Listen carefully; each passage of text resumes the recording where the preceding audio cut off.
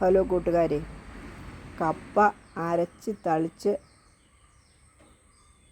പുഴുങ്ങുന്നതാണ് കാണിക്കുന്നത്.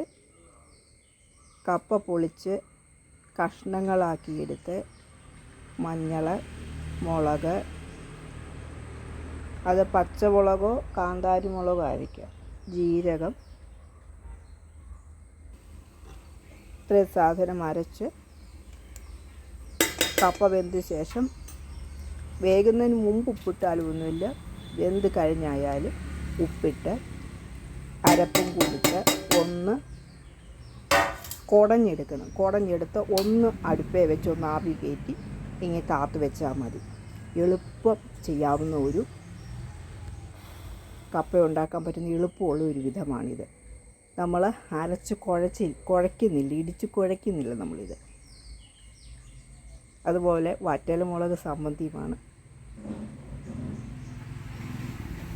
ഇഷ്ടമാകുമെന്ന് വിചാരിക്കുന്നു.